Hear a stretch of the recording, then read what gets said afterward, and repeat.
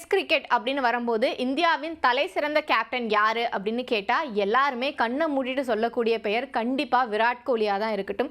ஏன்னா இந்தியாவில் விளையாடுற டெஸ்ட் போட்டிகளா இருந்தாலும் சரி, வெளிநாடுகளில் போய் விளையாடின டெஸ்ட் போட்டியா இருந்தாலும் சரி, விராட் கோலி கேப்டனா இருந்த காலகட்டம் அப்படிங்கிறது இந்தியாவுக்கு டெஸ்ட் கிரிக்கெட்ல ஒரு பொற்காலமாக தான் பார்க்கப்பட்டது.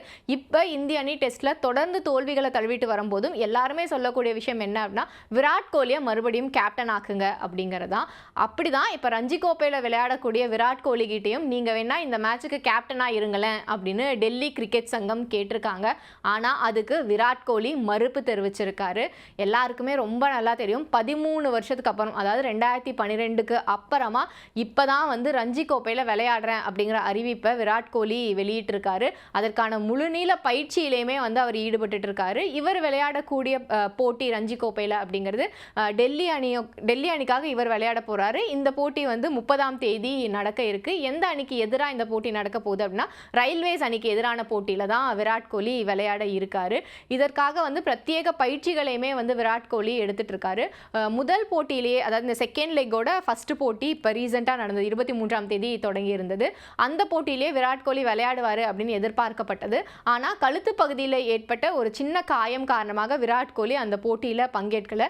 இப்போ காயத்திலிருந்து அவர் மீண்டு வந்துட்டாரு. அவர்கிட்ட இருக்கிற ஒரு சின்ன சின்ன பிரச்சனைகள் எல்லாத்தையுமே சரி பண்ணணும் பேட்டிங்கில் அப்படிங்கிறதுக்கான முழு நீளமாக அந்த பணியில் விராட் கோலி ஈடுபட்டு இருக்காரு. இதுக்காக அவர் மும்பை போய் அங்கே ஸ்பெஷல் ட்ரைனிங் செஷனுமே அட்டன் பண்ணிட்டு இருக்காரு. குறிப்பாக அவரோட அந்த பேக் ஃபுட் ப்ராப்ளம் அப்படிங்கிறத கியூர் பண்ணணும். அது அவருக்கு ரன் எடுக்க முடியாமல் போகிறதுக்கு முக்கிய காரணமாக இருக்குது அப்படிங்கிறது எல்லாருமே சொல்லிட்டு இருக்காங்க. ஸோ அதை எப்படி சரி பண்ணுறது அப்படிங்கிறதுக்கான முயற்சிகளில் தான் இப்போ விராட் கோலி ஈடுபட்டு இருக்காங்க. இதற்கு நடுவில் தான் இந்த ஒரு போட்டிக்கு தான் விராட் கோலி விளையாட போறாரு அப்படிங்கறனால நீங்க கேப்டனா இருக்கீங்களா அப்படின்னு கேட்டிருக்காங்க. அதுக்கு விராட் கோலி மறுப்பு தெரிவிச்சிருக்காரு. இதற்கு முக்கியமான காரணமா அவர் என்ன சொல்லியிருக்காரு அப்படின்னா, நான் விளையாட போறதே ஒரே ஒரு போட்டி தான்.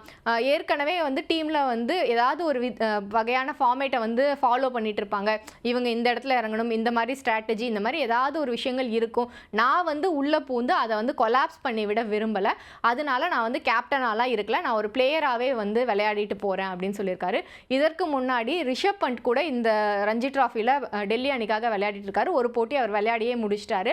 அந்த போட்டிக்கு அவர் வரும்போது கூட டெல்லி கிரிக்கெட் போர்டு அவர்கிட்ட இதே கேள்வியை தான் கேட்டிருக்காங்க, இந்த போட்டிக்கு வேணா நீங்கள் கேப்டனாக இருக்கீங்களா அப்படின்னு. ஆனால் அவருமே மறுப்பு தெரிவிச்சிட்டாரு.